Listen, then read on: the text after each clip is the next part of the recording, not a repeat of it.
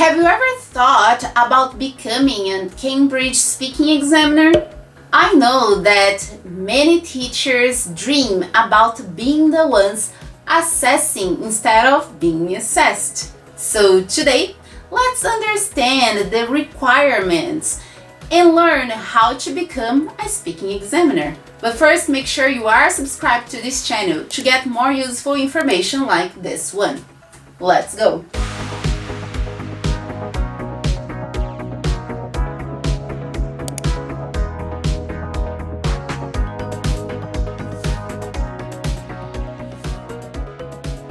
Hello exam seekers, I'm Patty and today I'm talking about a speaking examiner, how to become one.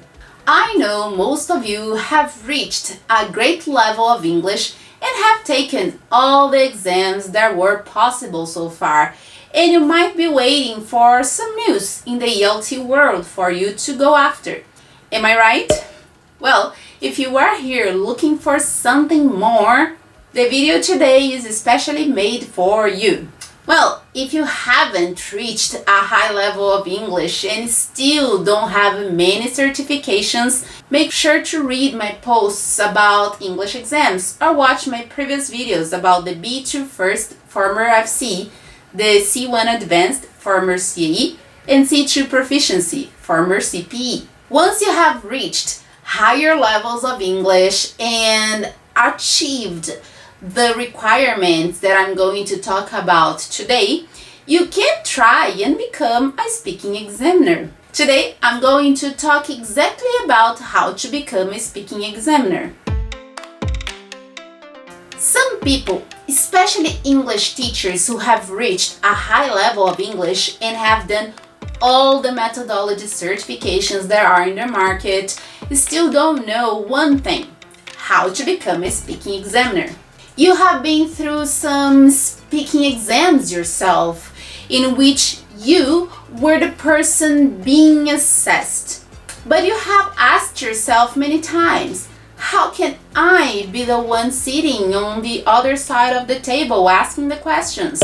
I know you do, because I was there beside you not long ago. But no worries, today I have the answers for you. Let's talk about in the UK first, okay? If you have sat for many proficiency exams, you know by now that all the Cambridge English written exams are currently marked in the UK. So, if you are UK based and interested in becoming an examiner for either the speaking or written exams, there may be opportunities for you to work with Cambridge. As for outside of the UK, if you are not based in the UK, Cambridge Assessment International Exam Centers employ speaking examiners for the speaking part of many of their exams, since they have speaking exams happening everywhere.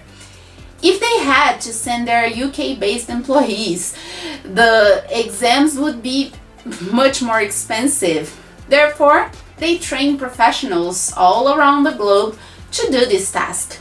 If you are interested in becoming a speaking examiner and meet their requirements, you can contact your local exam center to see whether there are any opportunities for becoming an examiner yourself. So let's get to know the requirements. The first thing you need to know, as I mentioned, is to check if you meet the requirements. First, educational to first degree level or equivalent. Have you been through college? Do you have a degree? Second, a recognized language teaching qualification. Do you have the CAE, C1 Advanced, or the CPE, the C2 Proficiency? Do you have a CAE or CPE equivalent? And third, proof of substantial, relevant, recent teaching experience, ideally equivalent to at least 1,800 hours. Have you been teaching English for more than 2 years? If you meet these requirements, you can go for the next step.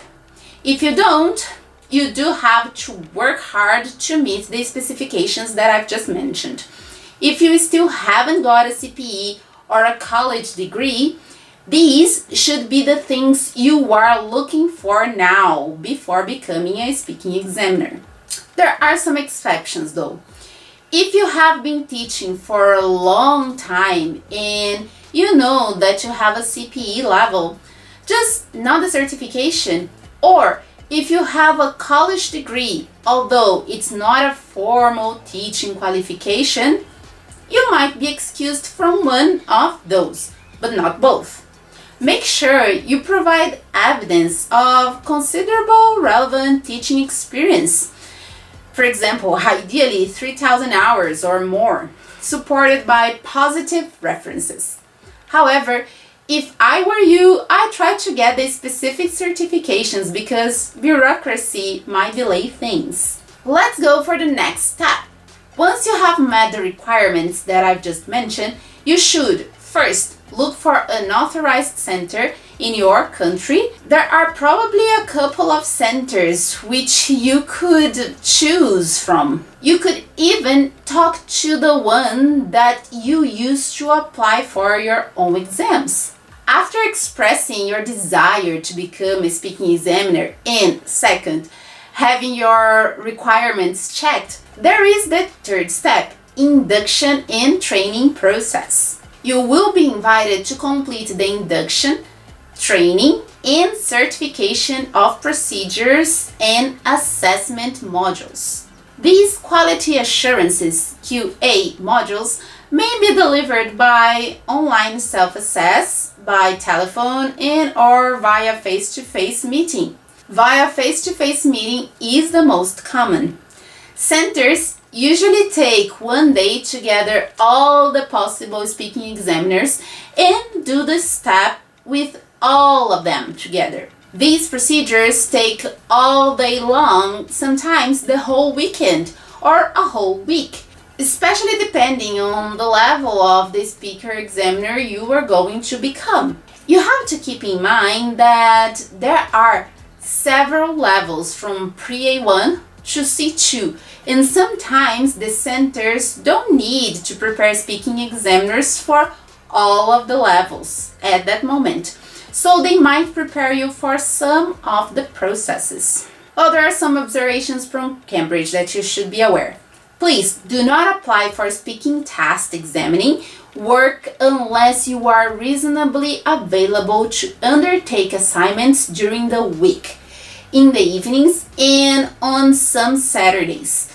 Speaking test examiners will not be asked to undertake more than 2 sessions a day, but it's possible that they require you to go there to take exams all week long.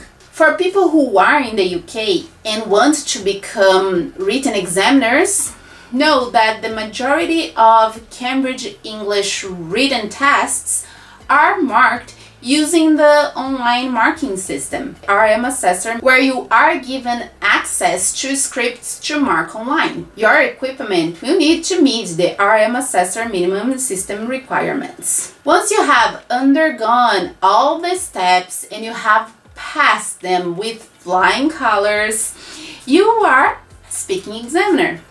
So now it's just waiting time. However, it's good to keep in mind that there might not be much work many days of the year. Remember that sessions take place throughout the year, but the peak is in May, June, and November, December. Another relevant piece of information is that each year you have to be collecting marks to check if you are still able to assess people. These mark collections, as they are called, must be done in person with your center once a year. If you assess all the levels, you need to do that for only one of the levels in person. The others can be done online from your house. Another important thing to keep in mind is that you need to assess people within a 2-year gap. I mean, if you haven't assessed anyone in 2 years, you need to undergo training again. So be aware of that and keep your exams in check. I hope that this was very useful pieces of information, and if you still have questions about how to become a speaking examiner Or if you want to assess IELTS, leave a comment in the comment section below. By doing so, I'll know what you're looking for. Well, if you want more content like this one, make sure you subscribe to the channel. So every time there is a new video, YouTube will tell you. Don't forget to like this video so that I know that this content is relevant for you. And don't forget to share this video with the others so that more and more teachers get to know how to become a speaking examiner. That's it for today. Thanks for watching me and see you next time. Remember that knowledge is never enough. Bye bye.